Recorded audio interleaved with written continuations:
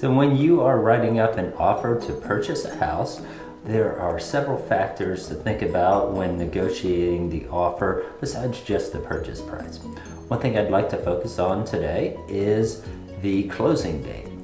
Now, when you are determining what closing date to put on that offer, again, many things that you need to figure out before you write that date down. First, are you in a competitive offer situation? If so, then you need to find out when the seller wants to close. Obviously, that's going to be a factor. Do they want to be in the house a little longer? Are they in a rush to sell? You need to figure out when is the soonest you could possibly close, or maybe there's a little flexibility on their part, or they want to be in there longer, so you would put a longer date to give you a better chance to get the home. Then you want to determine how long does the bank need to process the paperwork, because obviously until the bank's ready to give you the money, you can't close on the house.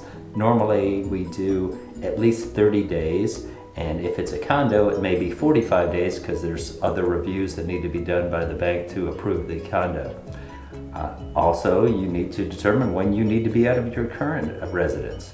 How much time is it going to take you to move? Are you planning on doing any kind of renovations or cleanings to the house that are going to take a little bit of time? And finally, you want to think about the money. Now, if you are, kind of tight on funds making this move, then what day of the month you close will determine how much money you need to bring to closing, because you are getting charged interest depending on what date of the month you close. So normally interest is actually paid in arrears, which means when you pay the mortgage, you're paying the interest for the previous month. But at closing, you're actually paying the interest up front for that month.